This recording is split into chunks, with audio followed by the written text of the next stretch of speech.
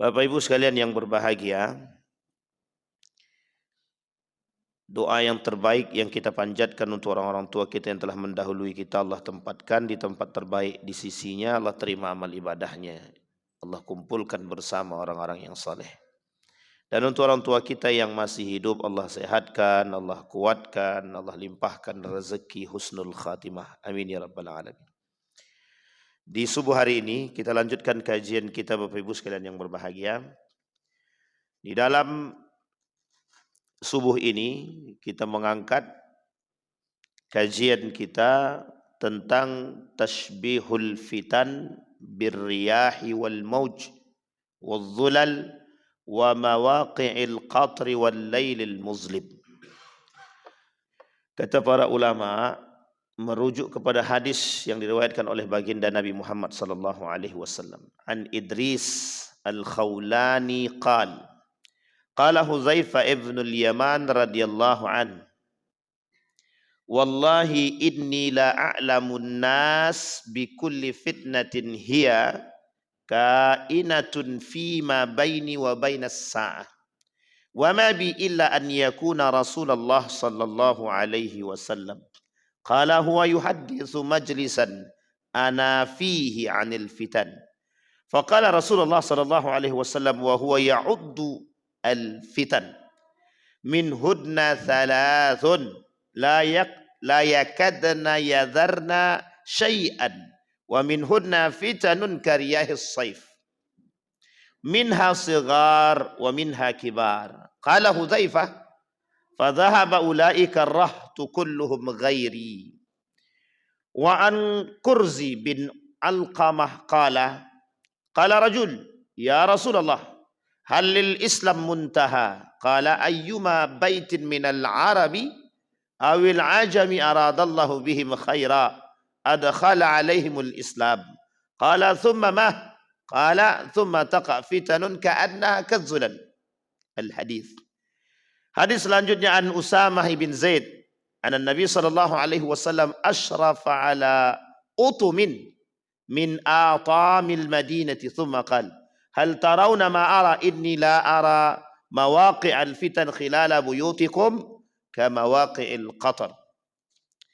Di dalam hadis yang lain Nabi berkata, kata baginda Nabi Muhammad sallallahu alaihi wasallam dari Auf bin Malik, ataitu Nabi sallallahu alaihi wasallam fi ghazwati Tabuk wa huwa fi qubbatin min adab faqala u'dud sittan baina yaday as-sa'ah mauti thumma futiha baitul maqdis thumma mutanun ya'khudhu fikumul ghanam thumma istifadatul mali hatta yu'ti ar-rajul 100 dinar fayadhillu sakhitan thumma fitnatun la yabqa baitun minal arabi illa dakhalathu thumma hudnatun takunu bainakum wa baina bani asfar faya'dhiruna fayatunakum tahta 8 ghayatan tahta kulla ghayatin 12,000. Bapak Ibu sekalian yang berbahagia, di subuh hari ini kata baginda Nabi, fitnah itu ada 3 bentuk. Bentuk yang pertama kata Nabi dalam hadis itu bersifat riyah, angin yang datang. Angin itu bisa kenceng, bisa pelan, bisa kecil, bisa besar. Kemudian seperti mauj, gelombang. Fitnah itu bisa seperti gelombang. Kadang sekali datang itu yang besar, kadang yang datang kecil. Kadang gelombang dia kecil, kadang gelombang dia besar. Kalau gelombang kecil orang tak terlalu takut. Kalau gelombangnya besar, orang kabur.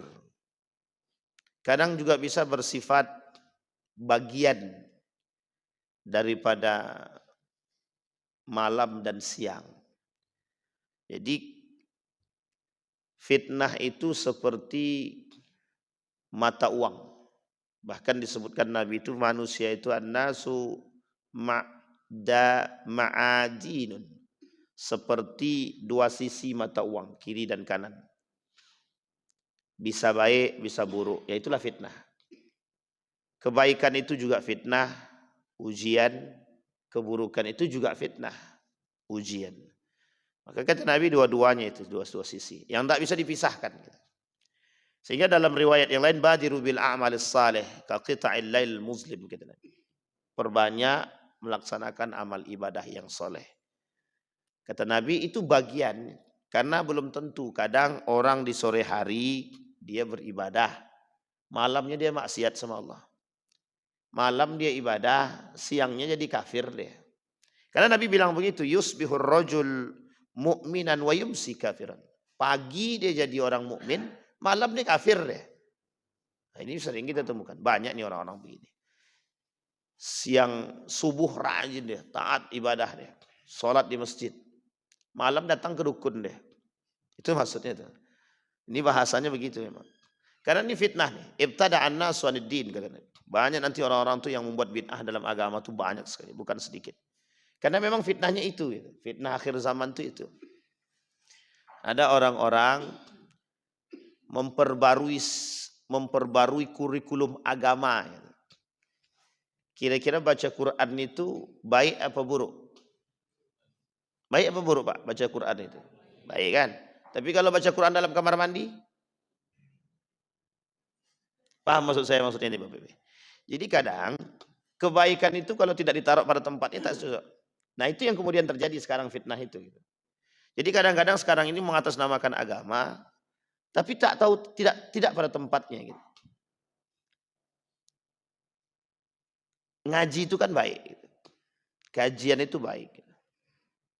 Tapi ketika kajian itu dibarengi dengan hal-hal yang syubhat, itu jadi tak baik. Gitu. Banyak perbuatan-perbuatan yang baik itu, yang tidak ditempatkan pada tempatnya jadi tak baik. Misal perempuan pakai kerudung mesti baik. Baik sangat perempuan pakai kerudung tuh. Tapi ketika dia pakai kerudung, tapi kemudian dia bersentuhan dengan laki-laki, itu tidak baik. Yang disalahkan kerudungnya atau bersentuhannya? Bersentuhannya. Tapi kan kerudungnya kena gitu. Kok pakai kerudung tapi coel-coel? Paham maksud saya Bapak Ibu ya? Sholat tapi maksiat. Gitu. Tapi itu tak terlalu, kata Nabi. Yang parahnya itu ada orang yang sampai derajat perbuatannya itu pada kufur dan kafir. Gitu. Kafir dan kufur ini sebenarnya berbeda. Kalau kufur itu seperti Allah sebutkan di dalam Al-Quran. La yahbitanna, kata Allah. Habis amal ibadah dia. Itu kalau dia kufur. Tapi kalau kafir dia bukan muslim dia. Kafir ini sendiri oleh sebagian ulama-ulama Al-Quran itu membedakan. Kafir itu tidak semuanya yang tidak Islam itu kafir, kata dia. Kita ambil contoh. Kira-kira orang Buddha, orang Hindu kafir tak? Gitu. Dalam kajian kita kafir apa tidak? Kafir ya. Tapi kata para ulama yang disebut dengan kafir itu bukan itu saja. Gitu. Ada pembagiannya sebenarnya. Kafir itu lebih tepatnya digunakan untuk Yahudi dan Nasrani. Kata para ulama kafir itu diperuntukkan Yahudi dan Nasrani. Selain daripada kafir itu ada lagi namanya musyrik. Nah, itulah yang selain daripada kafir dan selain daripada Yahudi dan Nasrani semuanya masuk musyrik.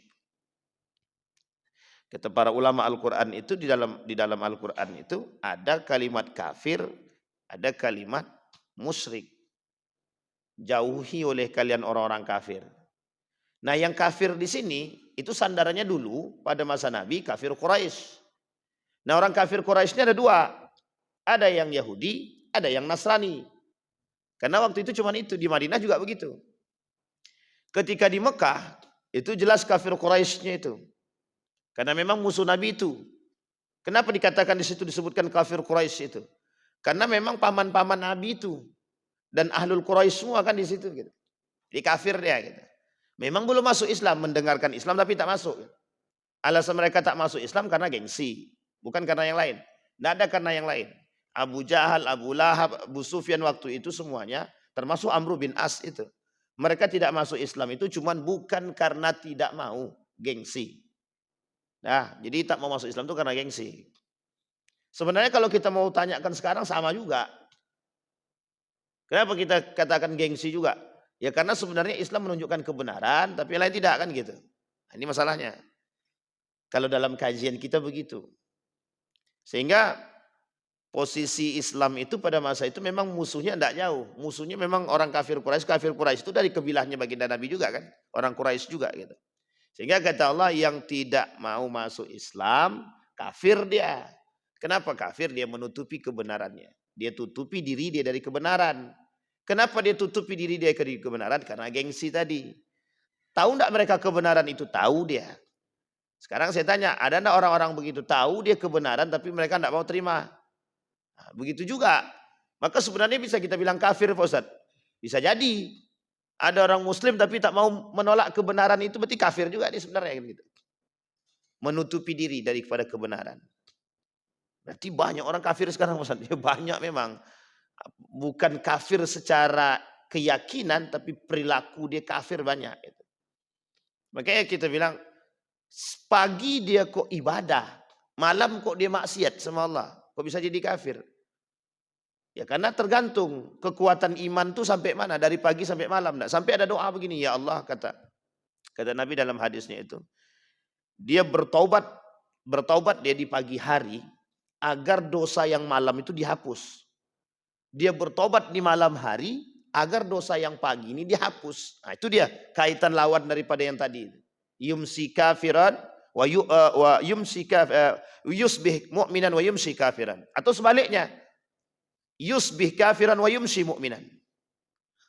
Lawannya ada orang yang berdoa di malam hari untuk dosa-dosa dia di pagi hari. Dan ada orang yang berdoa bertobat dia di pagi hari untuk dosa dia di malam hari. Itu kenapa alasannya kita diperintahkan untuk terus-terus bertaubat. Kata Nabi, perbanyak taubat itu. Kan taubat yang paling sederhana itu mengakui kesalahan. Nah, itu taubat pertama. Taubat yang kedua itu kita barengi dengan perbuatan. Apa perbuatan kita? Nah, sebenarnya ada taubat yang paling besar itu. Kejujuran dalam hati atas perbuatan yang salah yang kita buat. Kadang tak mengaku dia salah. Hati ini. Kalau lisan mungkin mengakui tapi hati kadang susah. Nah yang orang-orang seperti ini. Kata Nabi kita. Nah jadi bentuk-bentuk daripada fitnah itu begitu. Ada 3 bentuk tadi. Ada yang sifatnya angin. Kadang angin itu sekali datang kuat, seger. Pas lagi panas, tiba-tiba datang, duduk di depan. Angin datang kenceng tuh. Senang kita. Bisa jadi ujian, bisa jadi. Bisa jadi cobaan yang besar, bisa jadi. Tapi kalau yang datang angin topan, saya kira tak ada yang menunggu di depan itu. Kabur semua. Sama.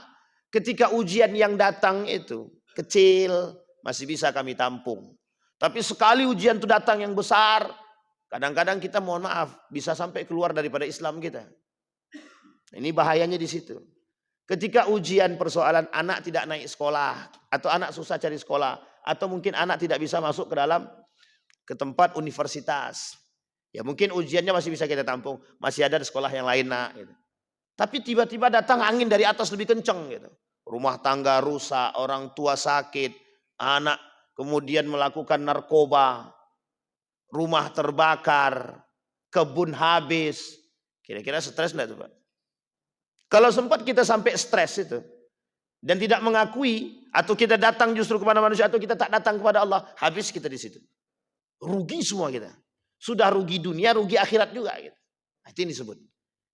Maka ada orang-orang yang kadang-kadang salah kaprah dalam melakukan perbuatan gitu. Dengan sekian banyak persoalan yang datang, dia justru bukan datang kepada Allah tapi dia datang kepada manusia, dia datang kepada dukun, dia datang kepada ini, kepada itu dan lain sebagainya gitu. Yusbih mu'minan wa yumsi kafiran. Ini ketaatan istiqamah, kekuatan istiqamah namanya. Bagaimana menjadikan diri kita tetap istiqamah. Nah kemudian sebaliknya. Wa yumsi mu'minan wa yusbih kafiran. Malam dia jadi kafir, pagi dia jadi orang beriman. Sebaliknya. Jadi ini cuman sebaliknya. Nah kata baginda Nabi itu juga bagian daripada macam-macam fitnah. Bentuk fitnah yang datang kepada manusia. Sehingga manusia ini harus siap dengan segala kondisi. Nah yang bisa membuat kondisi itu bertahan kata Nabi badiru bil a'malis saleh. Maka perbanyaklah perkuatlah dengan amal-amal soleh. Amal soleh itu seperti apa? Bukan hanya hablum minallah, tapi juga hablum minan nas. Bagaimana ibadah kita dengan Allah dan ibadah kita dengan manusia. Karena banyak singgungan itu dengan manusia, bukan hanya dengan Allah saja. Dengan Allah banyak, dengan manusia juga banyak sekali singgungan kita. Maka kebaikan yang harus kita lakukan hal-hal seperti itu. Itu kata Nabi. Nah kemudian ketika baginda Nabi Muhammad SAW itu wafat. Coba bayangkan. Ketika Nabi wafat, itu Nabi palsu muncul tuh. Nabi masih hidup, Nabi palsunya 7. Dan masih bertahan sampai Nabi wafat. Ketika baginda Nabi wafat, jasad belum dikubur, itu di sebelah utara tuh sudah ada namanya manusia yang deklarasi. Deklarasi dalam bentuk kongres resmi mengaku bahwa diri dia nabi. Nah, coba bayangkan tuh. Nah sekarang yang ngaku nabi tak berbuat seperti nabi banyak itu. Tapi banyak juga yang ngaku nabi itu. Ngaku nabi secara lisan, mengaku nabi secara perbuatan, itu banyak juga. Ada orang-orang yang bisa ahli fatwa itu udah kayak nabi aja. Karena yang bisa berfatwa kan nabi gitu. Tapi ini tidak, nabi berfatwa karena Allah gitu. Ada manusia berfatwa karena hawa nafsu. Bedanya kita dengan nabi, dengan para ulama yang saleh, mereka berijtihad dengan ilmu, kita berijtihad dengan nafsu. Ini yang harus dihati-hatikan. Karena memang begitu. Ketika nabi masih hidup kok kenapa muncul nabi palsu? Ya ini fitnahnya gitu, fitnahnya begitu. Nabi bilang begini dalam hadisnya dari Auf tadi. Kata Nabi, ketika persiapkan oleh kalian ketika datangnya 6 perkara. Udud sittan baina yadayis sa'ah. Persiapkan diri kalian. Karena ada 6 hal, kata Nabi, yang 6 hal itu akan datang dan menjadi fitnah. Gitu. Kata Nabi, mauti yang pertama. Wafatnya baginda Nabi Muhammad SAW. Jadi wafatnya Nabi, ada judul buku namanya Armageddon. Boleh Bapak Ibu cari di Shopee boleh atau di mana boleh silahkan. Itu buku itu bagus sangat. Untuk pegangan orang-orang beriman. Wajib kita yakini hadis-hadisnya. Dalam buku itu, tanda hari kiamat pertama, tanda kecilnya, tanda kiamat itu, yang tanda-tanda kecil, itu lahirnya baginda Nabi Muhammad SAW. Tapi tanda kiamat selanjutnya dan munculnya atau sebagai fitnah selanjutnya itu mauti, meninggalnya Nabi, wafatnya Nabi. Coba bayangkan setelah Nabi wafat apa yang terjadi? Kacau semua. Muhajirin dan Ansor mau berantem tuh. Muhajirin mau Ansor mau berantem. Berantemnya bukan karena apa-apa, cuman karena kekuasaan saja. Pokoknya dari Ansor harus jadi pemimpin. Tapi bedanya yang dulu dengan sekarang, kalau sekarang nafsu semua isinya. Kalau dulu itu masih dibarengi dengan ketakwaan dan keimanan. Bisa dibedakan ya Bapak Ibu ya. Karena Abu Bakar tidak mungkin naik tidak mungkin Abu Bakar itu naik dengan urusan nafsu itu. Ya memang dibilang tidak mungkin juga tidak. Tapi ada rasa ketakutan yang tertanam dalam diri Abu Bakar itu untuk menjadi seorang pemimpin. Karena bukan dia milih diri dia sendiri. Yang minta Umar bin Khattab. Disepakatilah oleh 2 Muhajirin dan Ansar tadi. Itu Nabi wafat itu. Jasadnya belum dikubur itu. Ali bin Abi Thalib tidak ada di situ. Fatimah tidak ada di situ. Abbas tidak ada di situ. Yang ada di situ Muhajirin dan Ansor di Sakifah Bani Sa'idah. Itu fitnah Pak. Ujian itu. Itu fitnah banget itu. Fitnah yang berat ketika itu adalah yang sangat berat ketika itu menunjuk seseorang yang memiliki jiwa kepemimpinan yang bisa mendamaikan manusia yang ketika itu baru masuk ke dalam Islam. Coba bayangkan. Dan itu berat Bapak Ibu. Kenapa berat? Karena setengah daripada mereka bisa jadi murtad atau semuanya. Kalau salah pilih. Sehingga taruhannya ketika itu adalah urusan agama iya, urusan keseimbangan iya, urusan negara iya. Semua masuk di situ. Sama halnya kayak kita memilih pemimpin. Ini siapa yang kita pilih nih? Yang kita pilih ini taat agama apa tidak? Atau dia justru mendatangkan fitnah dalam agama, fitnah dalam sosial, dan lain sebagainya. Akhirnya kita semua mencoba menjadi orang yang beristikharah. Muncul kelompok-kelompok bilang, masa milih pemimpin aja harus istikharah. Masa memilih pemimpin aja harus pakai agama-agamaan, istighosah dan segala macam. Justru ketika memilih pemimpin itu, banyak yang jual agama itu. Datang jualan agama, pokoknya kita istighosah. Setelah terpilih dia hilang, dia mau istighosah kayak mau apa terserahlah. Coba bayangkan, uniknya ketika sebelum terpilih banyak yang datang istighosah, yasinan, tablik akbar. Tapi setelah selesai terpilih ya konseran. Tahu paham maksud saya? Syukurannya konser. Dalam konser itu datangin biduannya, musiknya gitu kan. Dan ini fitnah juga gitu. Bayangkan ketika itu Nabi masih hidup coba. Nah, kok muncul nabi palsu? Nabi palsunya bukan orang yang bodoh, bukan. Musailamah al-Kadzab itu pinter, cerdas dia. Cerdas Musailamah al-Kadzab itu. Sampai dia dihormati di situ.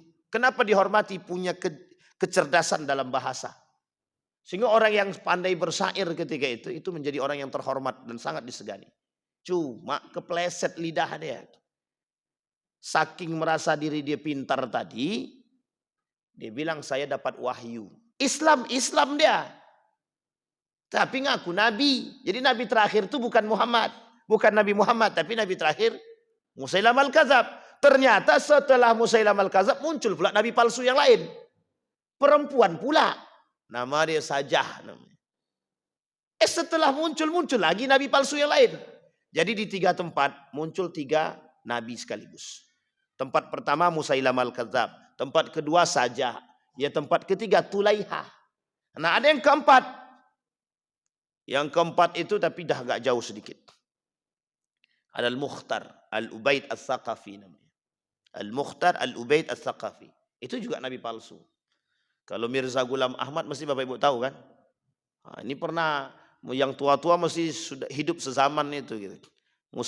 Mirza Ghulam Ahmad. Tapi ini jauh daripada baginda. Ada namanya Al-Aswad. Banyak pokoknya Bapak Ibu nabi palsu itu. Dan itu nabi masih hidup. Nah sekarang pertanyaannya. Apa korelasinya nabi palsu ini dengan wafatnya nabi?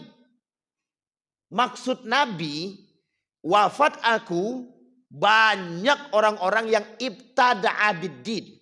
Akan banyak orang yang membuat agama itu dibid'ah-bid'ahkannya gitu. Paham sampai sini ya Bapak Ibu? Jadi bid'ah agama itu muncul semua. Yang tak pernah Nabi buat itu semuanya muncul semua. Yang tidak diridhoi oleh para sahabat muncul semua. Kita ambil contoh.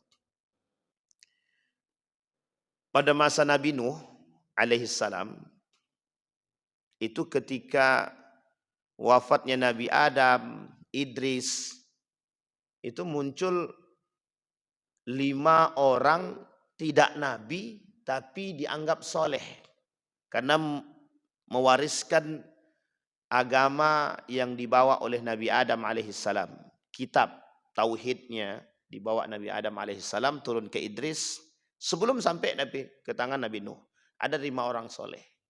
5 orang soleh ini ketika mereka masih hidup mereka mengajarkan agama, mengajarkan nilai-nilai dan tauhid. Singkat cerita, ini singkat aja ceritanya. Singkat cerita, itu yang 5 orang wafat satu-satu. Wafat satu-satu. Yang pertama wafat, yang kedua wafat, yang ketiga. Tinggal 1 orang. Ketika yang satu ini tinggal, dialah yang mengajarkan kepada manusia-manusia yang tinggal di situ. Singkat cerita, wafat nih yang terakhir ini. Apa kata jamaahnya? Apa kata masyarakatnya?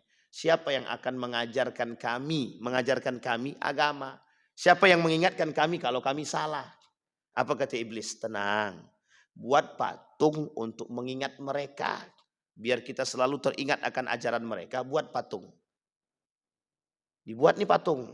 Ketika sedang buat patung, ada goresan dalam hati. Agamaku tidak boleh melarang kami membuat patung. Apa kata iblis? Bukan untuk disembah, untuk mengingat aja. Sampai sini paham ya? Ini belum datang Nabi. Tapi orang soleh tadi udah wafat, 5-5-nya udah wafat nih. Singkat cerita, pada generasi ketiga, pada generasi ketiga. Yang 5 orang patung yang dibuat tadi bukan lagi jadi orang soleh, dianggap Tuhan. Sampai sini paham? Sekarang kita lihat goresan-goresan tersebut. Nabi wafat, yang paling soleh, yang paling maksum, nabi palsu muncul. Nabi palsu muncul, ini lebih sadis daripada itu. Jadi ketika nabi palsu muncul, yang datang banyak. Kenapa mereka percaya? Loh, karena Musailamah ini pintar, cerdas, bahasa dia bagus. Dianggap nabi, mengaku punya dapat wahyu. Dibacakanlah sama Musailamah al-Kadzdzab tentang ayat-ayat. Yang ayat tersebut tidak ada di dalam Al-Quran. Tapi ayat tersebut yang dibuat oleh Musailamah al-Kadzdzab sendiri. Sampai sini paham ya? Tidak ada yang dibuat oleh Nabi. Tak pernah dibuat oleh Nabi, tak pernah dibuat oleh para sahabat yang lain. Karena dia sebenarnya hidup sezaman dengan sahabat, tapi tidak masuk dalam kategori sahabat. Karena dia ngaku Nabi tadi. Uniknya, lisan dia membacakan yang dianggap ayat dan diamini oleh pengikutnya. Sekarang saya tanya Bapak Ibu, siapa yang pertama sekali Pak dari kalangan dari baginda Nabi Muhammad SAW atau daripada para sahabat yang buat kajian ada jogetnya? Coba Bapak Ibu cari. Tidak ada Pak. Hari ini orang akan bilang itu cuman sekedar tarfih, hiburan. Oke, hiburan. Hari ini pertanyaannya generasi 2 tahun yang akan datang, yang ini jadi apa? Wajib atau halal atau haram? Atau wajib dilakukan? Kita ambil contoh yang paling sederhana. Mohon maaf ya, jangan tersinggung. Kita ambil. Ini yang versi salahnya. Yasinan. Kita ambil contoh yasinan. Orang meninggal. Ada yasinan Pak. Yasinan nih. Dulu orang paham zaman dulu. Ini paham orang zaman dulu nih. Yasin itu dibuat. Karena waktu kondisi itu Islam ini sedikit. Sehingga harus masuk dalam urusan budaya. Masuklah. Ketika itu pahamnya ini bukan jadi satu hal yang wajib. Tapi ini perbuatan yang ketika itu dianggap penting untuk menarik orang dan bisa berlemah lembut. Karena hubungan manusia dengan manusia. Sampai di sini paham ya Bapak Ibu. Ini urusan sosial. Dimasukkanlah agama. Sampai sekarang kalau ada orang meninggal tidak yasinan, kira-kira gimana telinga kita dengar? Sampai ada yang mengatakan kalau tidak dibacakan Yasin, ini mayat menangis. Kalau tidak dibacakan Yasin, ini bid'ah. Ini bahaya. Sampai mereka katakan baca Yasin itu wajib. Nah, sekarang pertanyaan saya, kapan, berapa generasi, berapa abad? Dari dulu, dari zaman Wali Songo sampai sekarang, berapa jaraknya? Kita anggap itu 1700. Dari 1700 sekarang sudah 2000 lebih. Berapa tahun? Berubah makna. Yang tadinya pemahamannya cuma sebatas pada pemahaman yang biasa. Dan hanya untuk menarik orang bisa masuk Islam. Berubah menjadi sesuatu hal yang hampir diwajibkan. Pertanyaannya siapa yang mewajibkan? Kalau dia cuma melakukan perbuatan tersebut atas nama mengaji. Membaca Al-Quran. Tak ada larang Pak. Tak ada larangan. Sampai sini paham. Sehingga perlu diluruskan. Nah itu yang terjadi. Nabi wafat. Nabi palsu muncul. Uniknya yang percaya banyak. Nabi sudah bilang akhirul anbiya. Nabi terakhir. Berarti tak ada lagi nabi yang lain. Lah kok bisa ada manusia yang percaya? Sama dengan yang tadi. Lah kok bisa ada manusia yang percaya bahwa Yasin itu wajib? Sehingga kalau tidak yasinan itu tidak berkah. Kalau tidak yasinan tak masuk. Pertanyaannya yang mewajibkan itu siapa gitu. Sampai sini paham ya Bapak Ibu ya? Nah ini tradisi. Nah sekarang pertanyaannya, kapan tradisi Maulid Nabi misalkan? Maulid Nabi. Ini tradisi. Jangan pahami Maulid Nabi ini sebagai hukum atau syariat. Kalau dipaham Maulid Nabi syariat itu haram hukumnya. Nah sampai sini paham ya? Tapi dipahami Maulid Nabi ini sebagai tradisi. Sehingga persoalannya bukan pada tradisinya ini. Tradisi itu baik buruknya yang jadi masalah sekarang. Sehingga pertanyaannya, Maulid Nabi baik apa tidak? Baik. Pertanyaannya kalau Maulid Nabi ada joget-jogetnya, ada gendangnya gimana? Ustaz, itu gendangnya Islami. Betul, gendangnya Islami. Perempuan yang nyanyinya pakai celana sempit. Jadi haram atau halal? Yang didengar tuh solawatnya atau yang ditengok tuh wanitanya. Misal, mohon maaf ya, Maulid Nabi di masjid nih, gendang di sini, ada adik-adik kita yang sekolah-sekolah, baik itu ibu-ibu, pakai pakaian memang tertutup misal, tapi berjoget dia. Pertanyaannya, layak atau etis enggak perempuan joget itu? Sekarang kita lihat runut lagi, etis enggak dia joget dalam masjid? Etis enggak dia bergendang di masjid? Etis enggak dia melakukan berlenggak-lenggok dalam masjid? Ini pertanyaan. Sehingga kajiannya bukan hanya sebatas ini baik buruk, bukan saja, kita tinjauannya jauh. Sesuatu yang baik kalau tidak ditempatkan pada tempat yang baik tak jadi baik dia, Pak. Tak jadi baik. Ini yang disebut oleh Nabi, ibtada'an nas. Banyak orang-orang bermunculan dengan perbuatan-perbuatan fitnah. Nah, fitnah tersebut itu datang setelah Nabi. Setelah Nabi wafat. Maka kata Nabi, wafatnya aku ini fitnah, kata Nabi. Meninggal Nabi, fitnah itu muncul semua. Coba bayangkan, yang murtadnya lah, yang tak mau bayar zakat. Apa kata mereka? Itu kan zakat itu ketika Muhammad masih hidup. Setelah Muhammad wafat ya tidak ada. Mati Muhammad, mati zakat. Uniknya, yang menangis ketika Nabi meninggal, oh itu banyak sekali Pak. Dan histeris. Datang Umar bin Khattab. Kata Umar bin Khattab, kalian tuh cinta sama Muhammad atau cinta sama Allah? Kata dia. Coba. Sekarang kan begitu. Nah, kita mohon maaf. Boleh saja kita mau memuliakan ulama, boleh. Tapi kalau sudah tatar sampai pada hal yang sangat dilarang oleh agama itu tidak bisa, Pak.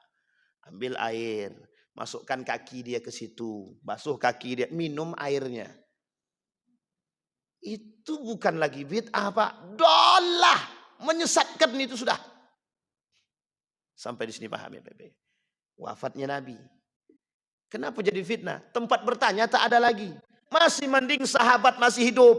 Sampai Umar bin Khattab berani bilang begitu. Kalian cinta kepada Allah, kalian beriman kepada Allah atau kepada Muhammad? Kalau kepada Muhammad, Muhammad habis, wafat, meninggal. Dan tidak akan, Pak. Tak akan ada lagi. Jadi kalau Nabi Muhammad, maka sama. Ketika kita pahamnya zakat itu adalah Muhammad, bawaan Muhammad, maka meninggal Muhammad, meninggallah, habislah zakat. Tapi ternyata bukan. Zakat itu syariat yang Allah turunkan. Allah yang turunkan. Iman kita kepada Allah bukan kepada Nabi Muhammad. Maka persoalannya, kata Nabi 1400 tahun yang lalu, mauti, fitnahnya itu meninggalnya baginda Nabi Muhammad sallallahu alaihi wasallam. Dan berat bagi para sahabat. Sekarang kita lihat, kita ambil satu contoh. Sahabat itu kita ambil saja. Sahabat itu ratusan, Pak. Tapi ada, kita anggap aja 60 orang saja. Kalau ratusan terlalu banyak, kita hitunglah 60. Sahabat itu ada 60 orang. Kalau di antara sahabat yang 60 orang ini, kira-kira apakah semua sahabat ini sholat subuhnya berjamaah dengan Nabi setiap waktu? Nah, sampai di sini paham ya Bapak Ibu ya? Apakah sahabat Nabi ini sholat bersama Nabi, sholat subuh, sholat zuhur, sholat asar, sholat isya, sholat maghrib, sholat isya berjamaah dengan Nabi setiap waktu? Saya sangat yakin belum tentu. Sampai sini paham ya? Belum tentu. Kenapa saya katakan belum tentu? Karena ada sahabat yang berdagang, ada sahabat yang keluar kota, ada yang sahabat berdagangnya keluar, ada yang sahabat mungkin agak jauh jaraknya daripada baginda Nabi Muhammad SAW. Sampai sini paham ya? Pertanyaannya adalah, mungkin tidak terjadi perbedaan dari 60 sahabat ini ketika melihat Nabi? Mungkin atau tidak? Pertanyaannya bisa kita salahkan. Umar bin Khattab ente salah. Ubay ente salah. Tidak mungkin, Pak. Sahabat Nabi, Pak. Dan ketika para sahabat ini salah, mereka akan datang kepada Nabi untuk bertanya, yang kami buat ini betul apa salah? Nah, contohnya begitu. Sehingga Bapak Ibu sekalian yang berbahagia, Nabi kan tempat bertanyanya jelas gitu. Sehingga para sahabat kalau punya masalah nanya sama Nabi. Sekarang Nabi tak ada, sahabat tak ada, tabi'in tak ada, tabi'in tak ada. Tinggal para ulama. Ulama pun terbagi dua, tergantung ulama yang mana, ulama dunia atau ulama akhirat. Lah kalau ulama dunia apa yang kita tanya selesai, Pak? Apa yang kita tanya selesai? Boleh kami joget? Boleh. Boleh son horek, boleh. Boleh perempuan joget, boleh. Itu kalau ulama dunia asal datang duit. Sampai sini paham? Tapi kalau ulamanya akhirat, dipertimbangkan semua dengan keilmuan, Pak. Sesuai tidak dengan apa yang dikatakan oleh baginda Nabi Muhammad SAW. Sampai sini paham ya Bapak Ibu ya? Jadi kata Gus Kausar itu, jangankan son horek. Katanya. Maulid Nabi aja bisa jadi haram. Katanya. Kapan maulid Nabi haram? Ya kalau sudah keluar daripada batas nilai-nilai norma-norma agama. Katanya. Dan itu sangat masuk akal Pak. Sangat masuk akal. Nabi tak ada. Tempat bertanya tak ada. Sehingga terjadi ikhtilaf itu sangat. Umar bin Khattab pernah menarik kerah baju sahabat Nabi yang lain. Ketika sahabat Nabi ini jadi imam. Didengarin sama Umar bin Khattab. Lu kok nggak sama dengan saya? Katanya. Dibaca suratnya tak sama. Surat Ar-Rahman dibaca. Tak sama Pak. Beda. Suratnya sama, modelnya berbeda. Sehingga ditarik sama Umar bin Khattab. Engkau ini sesat nih. Katanya. Ini bahasa kita ya. Sesat nih. Coba bayangkan, karakter itu ada enggak sekarang begitu? Baru selesai sholat kita dicegat sama orang. Kau ini sesat nih, imam sesat kan nih. Enggak sah sholat ini. Aku sholat lagi lah. Kejadian Pak. Wajar tuh. Kalau sekarang nih, kenapa wajar? Jauh dari Nabi. Jauh daripada sahabat. Sampai sini paham ya? Itu masa Nabi. Ditarik sama Umar bin Khattab. Dibawa ke Nabi. Kata Nabi, akra'uka hakadha wa akra'uhu hakadha. Aku bacakan kepada dia dengan model begini, aku bacakan kepada engkau model begini. Ini alasan kenapa Allah sebut. Nabi bilang, Al-Quran itu turun dalam 7 huruf. Al-Quran turun dalam 7 huruf. 7 huruf itu apa? 7 dialektika bahasa Arab. Bahasa Arab di antara 7 ini, yang paling tinggi bahasa Arab Quraisy. Kafir Quraisy, bukan kafir Quraisy, bahasa Arabnya orang Quraisy itu paling tinggi, dialektika paling baik dalam bahasa Arab.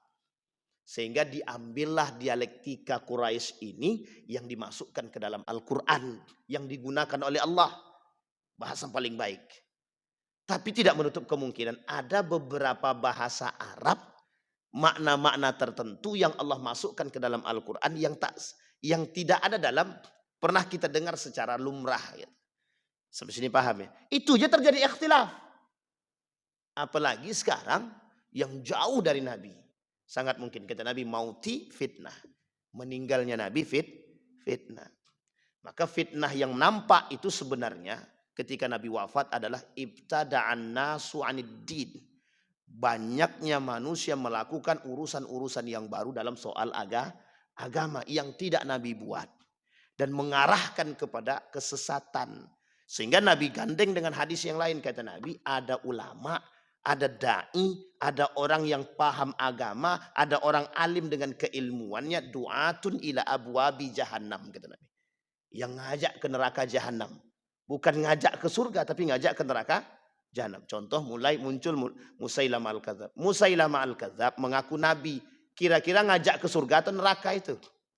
Jelas nerakanya Pak. Menikah Musailamah al-Kadzab dengan seorang perempuan yang juga mengaku Nabi. Namanya Sajah. Sajah itu mengaku Nabi perempuan. Menikah nih. Diakui oleh Sajah kenabian Musailamah al-Kadzab. Diperangi oleh Abu Bakar. Meninggal dia masuk Islam Sajah tadi. Taubat maksudnya. Bertaubat Sajahnya tadi. Jadi wanita muslimah. Muncul pula namanya Tulaiha. Tulaiha mengaku Nabi. Diperangi oleh Khalid bin Walid 3 kali dalam perperangan. Perang pertama kalah, lari tunggang langgang. Balik lagi, ngaku Nabi lagi dia. Diperangi lagi, lari tunggang langgang. Balik lagi, sampai 3 kali. Yang ketiga kali, nak lari tak sanggup. Sudah terkepung, akhirnya bertaubat. Sampai akhir hayatnya dia meninggal dalam keadaan berperang. Dalam keadaan Islam yang baik. Sampai sini paham. Jadi itu kondisi manusia sekarang kan. Murtad, mukmin, murtad, mukmin, murtad, mukmin. Tapi kalau sudah keterlaluan begitu itu tak baik. Kalau sudah murtad itu udah lain. Tapi kalau cuma sesat, itu banyak. Maka disebut Nabi, kadang iman, kadang sesat. Kadang iman, kadang maksiat. Kadang iman, kadang kafir. Gitu. Dan itu tergantung Pak. Nah perbuatan-perbuatan kita yang seperti ini, itu bisa mempengaruhi amal kita. Mempengaruhi amal. Lain asyrakta layahbitotna. Kalau kita sempat melakukan kesesatan dalam amal ibadah, kesyirikan, kemudian perbuatan-perbuatan yang menduakan Tuhan, layahbitonna, sungguh sangat akan Allah hapuskan. sungguh sangat akan Allah habiskan, Allah hapuskan, Allah bakar amal soleh mereka. Mauti, wafatnya baginda Nabi Muhammad sallallahu alaihi wasallam. Jadi fitnah. Yang kedua, tsumma futiha Baitul Maqdis. Kata Nabi yang kedua, dari 6 tadi sittan baina yaday sa'ah tadi. Kata Nabi karakter tanda hari kiamat itu ada 6. Sebenarnya banyak tapi Nabi sebutkan yang 6 ini perhatikan betul kata Nabi. Yang kedua itu Baitul Maqdis itu akan sejahtera Palestina. Rakyat Palestina sejahtera. Ini sudah terjadi penaklukan pada masa Nabi Muhammad SAW, Umar bin Khattab, Salahuddin Al-Ayyubi. Tinggal yang terakhir sekarang nih. Kata para ulama, sebagian besar ulama bilang ini yang terakhir nih. Ini kalau sejahtera Palestina nih, kata dia. Kalau merdeka Palestina dan sejahtera Palestina, kata para ulama, sangat ada kemungkinan tanda hari kiamat yang dikatakan oleh Nabi itu terjadi. Artinya kedekatan kita dengan hari kiamat. Bahkan Nabi bilang, kata Nabi begini, kepala Nabi begini. Tangan dijengkalkan kata Nabi. Saking dekatnya hari kiamat kata Nabi begini. Saking dekatnya hari kiamat, lebih dekat hari kiamat itu daripada tangan Nabi nih. Nabi begini tangan di kepala nih. Kata Nabi lebih dekat hari kiamat itu daripada tangan saya nih. Ketika tanda-tanda yang tadi saya sebutkan, yang kita sebutkan, yang disebutkan oleh Nabi itu terjadi. Pertanyaannya sebenarnya bukan itu. Tanda-tanda seperti ini itu bukan untuk kita menakut-nakuti, bukan. Tapi seberapa tahan kita dengan ibadah kita tadi. Seberapa kuat kita dengan istiqomah kita tadi. Sampai Nabi bilang begitu. Sampai sahabat ketakutan itu. Saking takutnya sahabat, ya Allah, ya Rasulullah doakan sama Tuhanmu, sama Allah, ya Allah. Biar kami ini dimatikan gitu. Ada yang sudah berdoa begitu? Kalau belum ada kita doakan sama-sama. Sampai berdoa Pak. Ya Rasulullah doakan kepada Allah agar mematikan kami sebelum bertemu dengan itu. Saking takutnya Pak. Karena fitnahnya berat, besar. Nah kita hidup di zaman itu sekarang. Pertanyaannya, kita yang hidup di zaman itu bagaimana kekuatan keimanan kita? Itu yang betul dipertaruhkan. Sampai sahabat bilang, mempertaruhkan keimanan di hari-hari akhir zaman itu seperti sedang memegang bara api, kata Nabi. Saking susahnya Pak. Siapa yang sanggup megang korek api ya takut? Nah, ini korek api, hidup api yang kita pegang itu pun tetap berani kita. Apalagi bara api yang dipegang. Artinya yang selamat yang mana? Yang kuat iman Pak. Oke berat Pak. Ini Dajjal belum datang nih. Ini kalau Dajjal datang bahaya kita Pak. Makanya amalkan betul tuh amal soleh itu. Salah satunya surat Al-Kahfi. Nah, itu rajin-rajinlah Pak baca itu karena hadis Nabi sahih hadisnya itu. Tapi Al-Kahfi dibaca, sholat bolong sama tidak? Nah baik-baik Pak ya. Al-Kahfi dibaca, tapi bid'ah jalan juga. Al-Kahfi dibaca, percaya manusia juga. Itu masalah Pak. Sampai sini paham ya Bapak Ibu ya. Baik.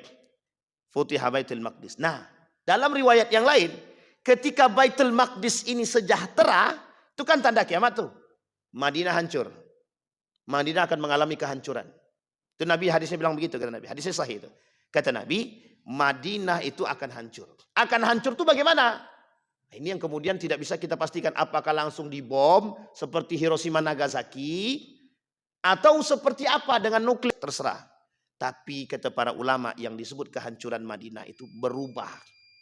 Nilai-nilai agama bergeser sedikit demi sedikit. Apa kata Nabi dalam riwayat selanjutnya kata Nabi? Thumma fitnatun la yabqa baitun minal arabi illa dakhalathu. Akan muncul fitnah-fitnah itu masuk ke dalam rumah-rumah orang Arab. Jadi kehancuran Madinah itu dan negara Arab itu masuknya fitnah-fitnah itu ke dalam rumah orang-orang Arab. Sekarang pertanyaannya fitnah apa yang masuk? Fitnah apa yang masuk? Semua fitnah. Fitnah musik, fitnah kekafiran, fitnah kemaksiatan, fitnah kesyirikan, fitnah harta, fitnah wanita, fitnah anak, semua masuk jadi satu di situ. Fitnah dunia masuk ke dalam rumah. Maksudnya bagaimana tuh Pak Ustadz? Orang-orang Arab yang tadinya dekat dengan Al-Quran dan nilai-nilai agama, mereka akan selewengkan sedikit demi sedikit. Sampai sini paham ya? Ini bahasa kiasan yang memerlukan penjelasan. Maksudnya apa? bergesernya nilai agama dari orang-orang pemegang kendali agama. Maksudnya apa?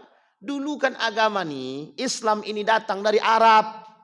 Kalau bahasa mereka, datangnya dibawa oleh orang-orang yang memang tinggal di Arab. Baginda Nabi Muhammad SAW lahir di Mekah, pindah ke Madinah.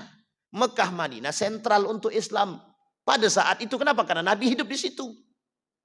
Sekarang rumah-rumah orang-orang yang pernah mendengarkan Islam itu dan berpegang teguh dengan nilai Al-Quran itu nanti tak lagi begitu. Dengan musik lebih banyak persentase musik kepada Al-Quran daripada Al-Quran. 60-nya musik, 40-nya Al-Quran. Semakin akhir nanti 70-nya musik, 30-nya Al-Quran. Nanti naik lagi 80-nya musik, 20-nya Al-Quran. Itu terjadi di Andalusia, Spanyol. Di Spanyol terjadi. Makanya di Eropa itu sekarang sangat berkembang yang namanya musik itu karena ada pembawanya. Dan yang bawanya juga Muslim. Nah, itu nanti kapan waktu dikaji sejarahnya Andalusia. Banyak itu penyebabnya, Pak. Nah sekarang begitu. Ketika Sonhorek saja, Sonhorek itu diharamkan, yang protes siapa? Muslim juga. Apa kata mereka? Main halal haram aja kata dia. Sampai sini paham ya Bapak Ibu ya? Ini sebenarnya sederhana sebenarnya. Ini kalau yang berbicara ini selesai itu. Tapi untung kita punya ulama-ulama yang baik, ulama-ulama yang benar. Didatangin tuh pakarnya Pak. Didatangin yang ahlinya tuh. Sonhorek tuh hidup di sono, kaca ini bisa pecah nih Pak. Saking berbahayanya gitu. Sehingga banyak yang tersinggung, banyak yang sakit, banyak yang ini menyebabkan kekacauan segala macam. Diharamkan oleh para ulama. Diharamin itu para ulama. Pertanyaannya, yang diharamkannya sonhoreknya atau musiknya gitu. Harusnya dua-duanya. Bukan hanya sekedar sonhoreknya saja. Sampai sini paham ya Pak? Karena sonhoreknya kalau dihidupkan doang, tanpa musik itu juga nggak enak itu. Nggak mau orang nikmati Pak. Sampai sini paham Pak? Jadi ini fitnah Pak. Fitnahnya di situ. Fitnah hartanya. Banyak kata Nabi fitnahnya itu. Banyak sekali. Nah termasuk fitnah perempuan. Termasuk fitnah perempuan. Tenang ibu-ibu. Pagi ini kita tak bahas perempuan. Tenang aja. Cuman sampai aja di situ.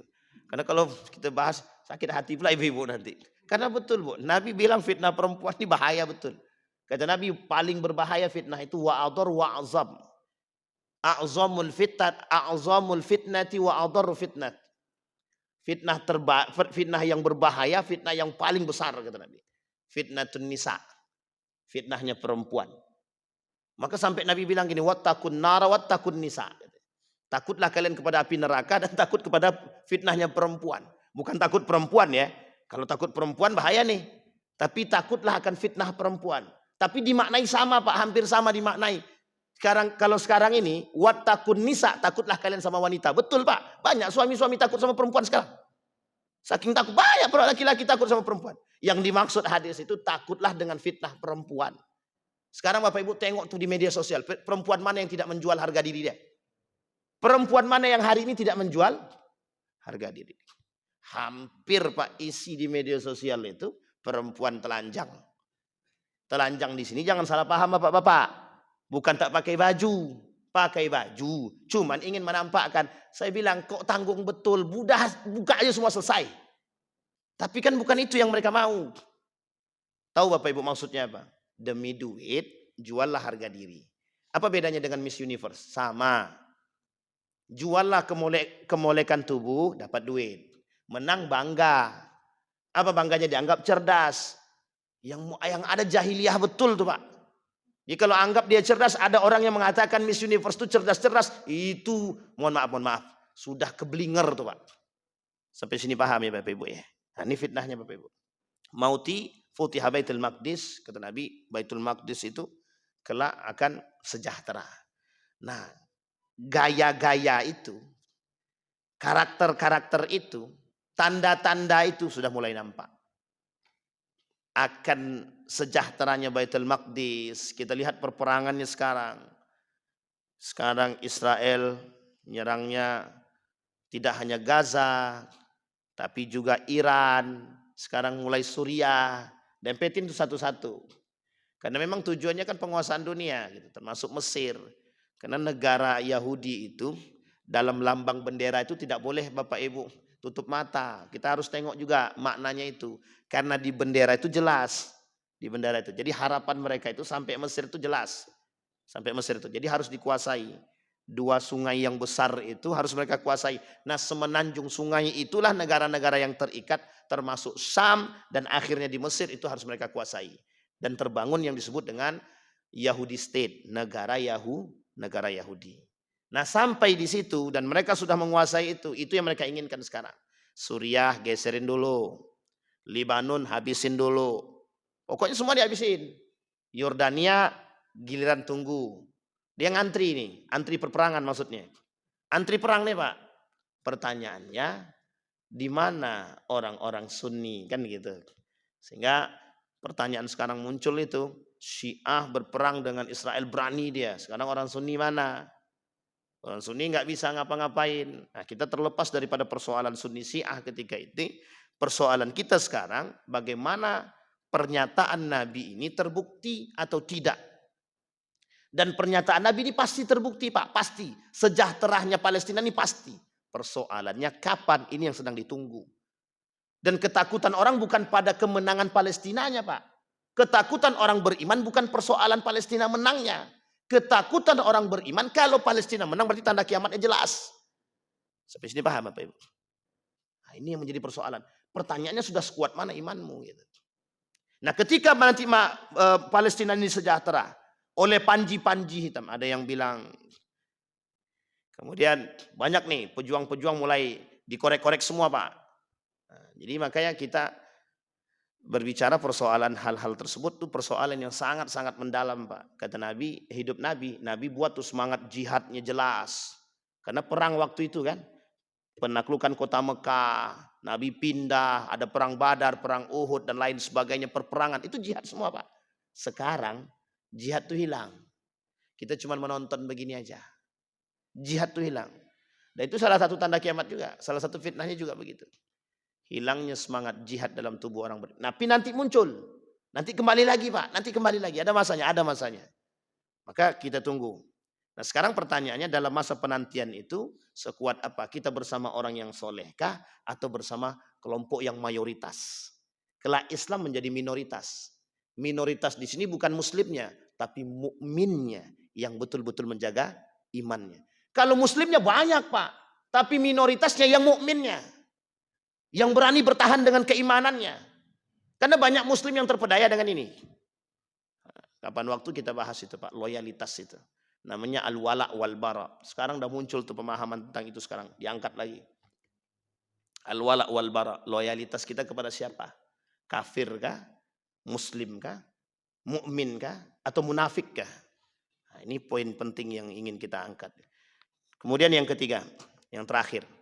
Kata Nabi, dia ada 6, tapi kita anggap yang terakhir saja. Tsumma mutanun ya'khudhu fikumul ghanam. Ada wabah yang kelak wabah itu kata Nabi akan memakan binatang-binatang ternak kalian. Sebenarnya wabah ini sudah sering terjadi. Hampir setiap 100 tahun itu biasanya ada muncul wabah dalam prediksi ya. Tapi mudah-mudahan salah gitu. Ada dulu taun. Pada masa sahabat ada namanya penyakit yang disebut dengan taun. Ada kemudian dulu ada flu burung, ada penyakit sebelumnya yang hanya disembuhkan pada masa Nabi. Ada Abdurrahman ibn Auf yang negara tetangga mengalami wabah yang sangat mematikan, obatnya cuma kurma busuk. Kemudian ada taun kata Nabi, kalau kalian terserang penyakit ini jangan keluar daripada tempat tersebut dan jangan mendekat bagi mereka yang di luar, jangan mendekat. Dan ini semua ciri-cirinya sudah disampaikan dan itu mematikan. Flu burung, orang takut dulu flu burung sampai binatang-binatang aja mati gitu. Nah, datang tuh 2000 kemarin itu 2020, datang juga wabah itu. Wallahu alam itu buatan atau bagaimana kita tidak tahu, tapi yang jelas dianggap sebagai satu hal yang sangat menakutkan di dunia ini.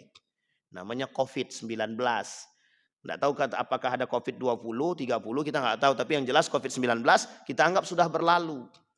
Kita anggap setelah berlalu. Tapi mungkin agenda-agenda yang lain daripada pemusnahan manusia itu menggunakan dengan cara-cara yang lain. Entah itu vaksin apa lagi kita nggak tahu. Artinya wabah itu kata Nabi itu akan datang. Akan datang wabah-wabah yang mematikan. Bahkan bukan manusia saja yang dimaksud oleh Nabi mematikan itu. Termasuklah binatang-binatang ternak kalian kata baginda Nabi. Nah, yang seperti ini kita harus menjaga diri kita. Kelak daripada perbuatan-perbuatan seperti ini banyak orang akan keluar daripada agama mereka hanya karena ketakutan urusan dunia. Banyak orang akan keluar dari agama mereka hanya karena persoalan dunia. Kita ambil contoh COVID. Berapa banyak yang bertahan dengan keimanan atau justru keluar daripada keyakinan.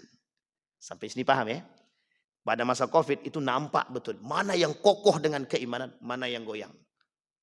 Mana yang betul-betul yakin dengan Allah dan mana yang tidak. Itu nampak Pak. Sampai sholatnya ujung 1 meter semua kan. 1 meter sholatnya 1 meter semua sholatnya kan. Ini persoalan Pak. Pertanyaannya di pasar mapet semua Pak. Di masjid jarang-jarang, di pasar rapat semua. Nah, coba bayangkan. Di mall makin ramai rupanya gitu. Jadi mall buka masjid tutup. Kadang-kadang nggak nyambung kita Pak. Sampai di sini mana yang menguntungkan berarti buka. Mana yang merugikan tutup. Na'udzubillahi tsumma na'udzubillah. Kita berdoa kepada Allah semoga apa yang kita sampaikan di subuh hari ini menambah keimanan kita dan menambah ketaatan kita dalam menjaga diri kita dan keluarga kita agar selamat dari bahaya, agar selamat daripada fitnah. A'udzubillahi minasyaitonirrajim. Bismillahirrahmanirrahim. Alhamdulillahirabbil alamin. حمد الشاكرين حمد الناعمين حمدا يوافي نعمه ويكافئ مزيده يا ربنا لك الحمد كما ينبغي لجلال وجهك الكريم وعظيم سلطانك اللهم صل على محمد وعلى آل محمد اللهم أعنا على ذكرك وشكرك وحسن عبادتك اللهم اختمنا بالصالحين ربنا هب لنا من أزواجنا وذريتنا قرة أعين واجعلنا للمتقين إماما اللهم اجعلنا من السعداء المقبولين ولا تجعلنا من الأشقياء المردودين اللهم اختمنا بالصالحين اللهم اختمنا بالصالحين ربنا آتنا في الدنيا حسنة وفي الآخرة حسنة وقنا عذاب النار والحمد لله رب العالمين السلام عليكم ورحمة الله وبركاته.